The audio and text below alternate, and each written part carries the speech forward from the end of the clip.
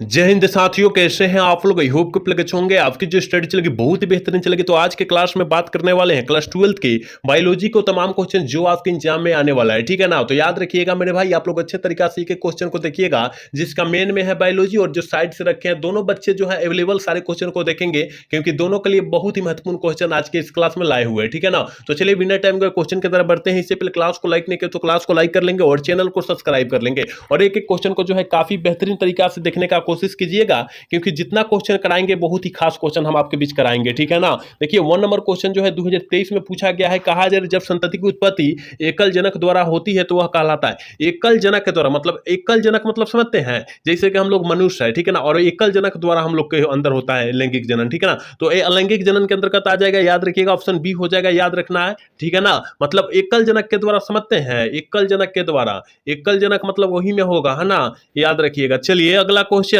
यानी 2 number question करें, निम्नलिखित में से कौन सा पौधा द्विलिंगी है। कौन सा पौधा जो होता है द्विलिंगी होता है। आप कहिएगा कि सर पपीता, पपीता एक लिंगी होता है, खजूर जो होता है एक लिंगी होता है, नारियल जो होता है द्विलिंगी या उभयलिंगी होता है। बिल्कुल ऑप्शन सी हो जाएगा, 2 का ऑप्शन सी होगा, याद रखिएगा। मैं बोला हूं ना, काफी ज्यादा महत्वपूर्ण क्वेश्चन है, आप लोग अच्छे तरीके से केवल देख लीजिएगा ना तो सारे क्वेश्चन याद हो जाएगा, ठीक है ना। याद रखिएगा सारे क्वेश्चन को। चलिए अगला क्वेश्चन, यानी 3 नंबर क्वेश्चन में कहा जाए तोता का सबसे अधिकतम उम्र क्या होती है। मतलब सबसे अधिक जो होता है तोता का अधिकतम आयु सीमा क्या होती है। आप कहिएगा कि सर 140 वर्ष होता है। कितना? 140 वर्ष, याद रखिएगा। बिल्कुल ऑप्शन डी हो जाएगा, 3 का ऑप्शन डी टी करेंगे, याद रखिएगा, ठीक है। चलिए अगला क्वेश्चन 4 नंबर क्वेश्चन करें कि ईस्ट में प्रजनन मुख्यतः किसके द्वारा होता है। ईस्ट में प्रजनन मुख्यतः किसके द्वारा होता है ईस्ट में, और ये 2022 में आया हुआ प्रश्न है और 2020 में आया हुआ प्रश्न है, याद रखिएगा, ठीक है ना। ये दोनों साल पूछा हुआ प्रश्न था, याद रखिएगा। मुकुलन द्वारा होता है, बिल्कुल ऑप्शन 4 का ऑप्शन ए हो जाएगा, याद रखिएगा, ठीक है। चलिए अगला क्वेश्चन 5 नंबर क्वेश्चन का है कि द्विनिषेचन का परिणाम होता है। द्विनिषेचन का परिणाम जो होता है क्या होता है कि सर द्विनिषेचन यानी भ्रूण कोष होता है। क्या होता है? भ्रूण कोष होता है, बिल्कुल ऑप्शन सी होगा,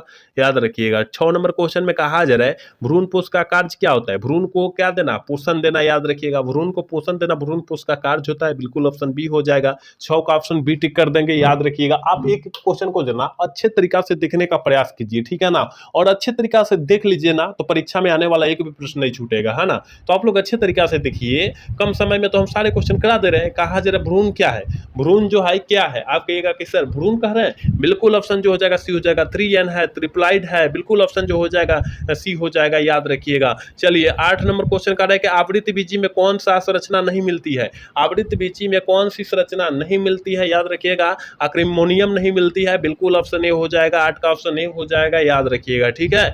9 नंबर क्वेश्चन में कहा जा रहा है कि अनिषेक जनन सामान्यतः मिलता है। अनिषेक जनन सामान्यतः किसमें मिलता है। आप कहिएगा अंगूर में सर, हाँ बिल्कुल ऑप्शन ए हो जाएगा, 9 का ऑप्शन ए होगा, याद रखिएगा। 10 नंबर क्वेश्चन में कहा जा रहा है निषेचन की खोज किसने की। निषेचन की खोज जो है किसके द्वारा किया गया था। कहिएगा कि सर स्टार वर्गर के द्वारा किया गया था, लेकिन पूछा जाएगा द्विनिषेचन का, द्वि लिखाता है ना, द्विनिषेचन, ठीक है ना, द्विनिषेचन का खोज किसके द्वारा किया गया था। तो ये नवास्चिन के द्वारा किया गया था, आप याद रखिएगा। केवल निषेचन का खोज जो है स्टार्स वर्गर के द्वारा ने किया था ना, और द्विनिषेचन का खोज जो है नवास्चिन के द्वारा किया गया था। आप दोनों याद रखिएगा, ठीक है। तो इसका ऑप्शन बी हो जाएगा, याद रखिएगा। 11 नंबर क्वेश्चन में कहा जा रहा है एक स्वस्थ महिला पूरे जीवन काल में उत्पन्न कुल अंडों की संख्या कितनी होती है। एक स्वस्थ महिला जो है अपने जीवन काल में कुल अंडों के उत्पन्न कितना कर सकती है। कहिएगा कि सर 400, और ये 2023 में पूछा भी गया। आपको अगर आपको विश्वास नहीं हो रहा है तो आप अपना भाई बहन का पेपर उठाकर देखिएगा,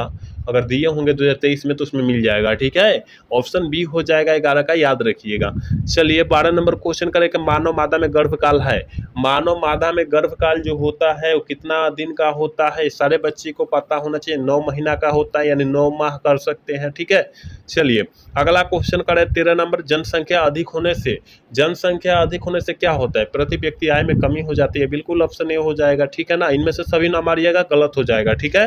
अरे भारत में प्रथम जनगणना प्रारंभ कब हुई थी।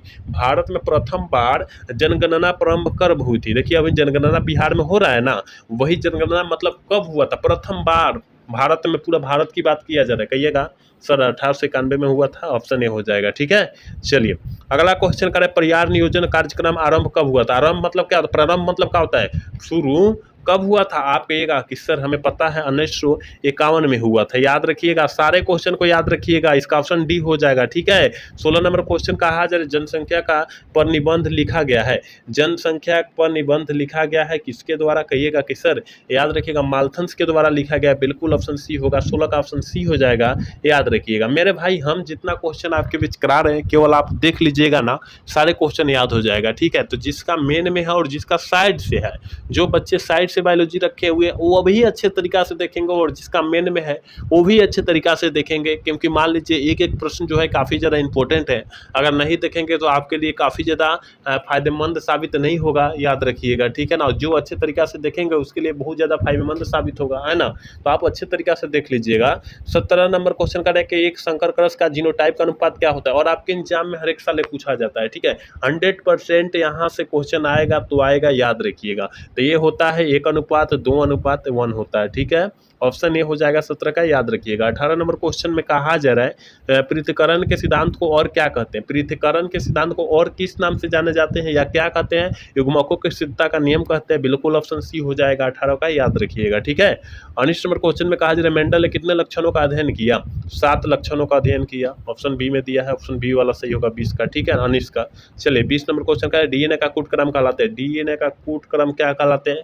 एक्सॉन कहलाते हैं। बिल्कुल ऑप्शन ए हो जाएगा। ठीक है, चलिए 21 नंबर क्वेश्चन में कहा जा रहा है अनुवंशिक कूट में कूट के लिए कितने कूट शब्द होते हैं? अनुवंशिक कूट में कूट के लिए कितने कूट शब्द होते हैं? आप कहिएगा गुरुजी हमें पता है अनुवंशिक कूट कह रहा है 3 हो जाएगा। ठीक है ना, याद रखिएगा सारे क्वेश्चन आपके एग्जाम में आएगा तो आएगा। ठीक है, कहा जाए संलग्नता समूह की संख्या उस कोशिका के लिए क्या होगी जिसमें 2n बराबर कितना है?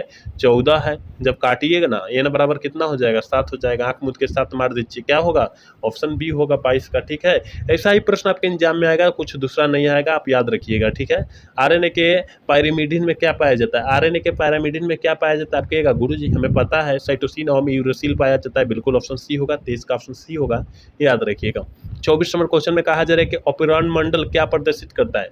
ऑपेरॉन मंडल जो है किसको प्रदर्शित करता है या क्या प्रदर्शित करता है? कहिएगा कि जीन का रेगुलेशन। बिल्कुल ऑप्शन सी होगा, 24 का ऑप्शन सी होगा, याद रखिएगा। ठीक है, जितने बच्चे अभी तक क्लास को लाइक नहीं किए प्लीज़ क्लास को लाइक करेंगे और चैनल को भी साथ में सब्सक्राइब करेंगे आप लोग। ठीक है, चलिए अगला क्वेश्चन 25 नंबर क्वेश्चन करें कि यौन संचारित रोग है। देखिए यौन संचारित रोग होता है ना, गोनोरिया होता है, सिफिलिस होता है, एड्स होता है, हर्पिस विषाणु होता है, ये जो होता है ना यौन संचारित रोग होता है। ठीक है ना, याद रखिएगा। तो गोनोरिया दिया है तो गोनोरिया हम लोग टिक कर लेंगे। ठीक है ना, लेकिन आप चारों याद रखिएगा नोटबुक पर लिख कर। ठीक है, चलिए 26 नंबर क्वेश्चन में कहा जा रहा है अत्यधिक मात्रा में अल्कोहल की सेवन करने से कौन सा अंग सर्वाधिक प्रभावित होता है? अल्कोहल मतलब जानते हैं, दारू बोलते हैं, बिहार में हम लोग दारू बोलते हैं। और दारू पीने से हमारे शरीर का कौन सा अंग सबसे ज़्यादा प्रभावित होता है, मतलब खराब हो जाता है?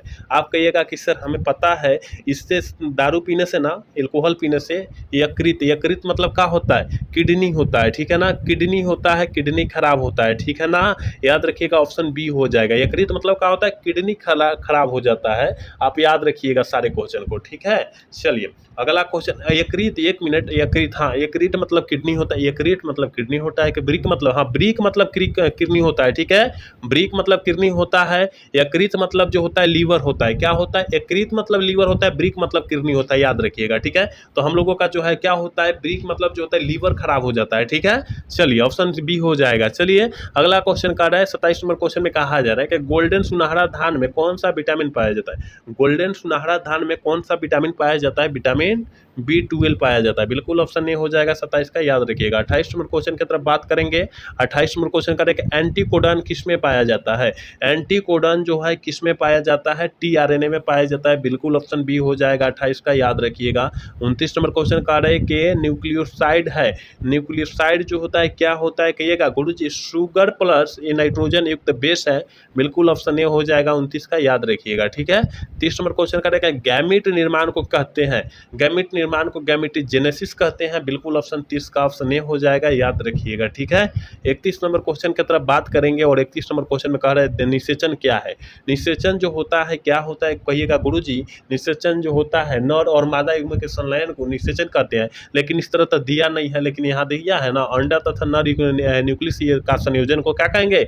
निषेचन कहेंगे, याद रखिएगा। बिल्कुल ऑप्शन ए हो जाएगा। ठीक है, 32 नंबर क्वेश्चन कह रहे हैं कि एलीफेटेंसिस का कारण होता है। एलीफेटेंसिस का कारण जो होता है क्या होता है, किसके कारण होता है कहिएगा कि सर बुचेरिया के कारण होता है। बिल्कुल 32 का ऑप्शन सी होगा, याद रखिएगा। आप सारे क्वेश्चन को याद रखिएगा, जहां डाउट हो रहा है वहां पूछने का भी प्रयास कीजिएगा। कहा जा रहा है अनुवंशिकी का जनक किसे कहा जाता है, अनुवंशिकी का जनक जो है किसे हम लोग कहते हैं। और इसका बिना आंसर बताए सारे बच्चे मार सकते हैं कि सर अनुवंशिकी का जनक जो है ग्रेगर जॉन मेंडल को कहा जाता है। बिल्कुल ऑप्शन जो हो जाएगा सी हो जाएगा, याद रखिएगा। जनक मतलब समझते हैं ना, पिता, वही समझ जाइए, है ना। चलिए 34 नंबर क्वेश्चन का, क्रॉसिंग ओवर किस अवस्था में होता है। सारे बच्चे को पता होगा कि क्रॉसिंग ओवर जो होता है वो किस अवस्था में होता है।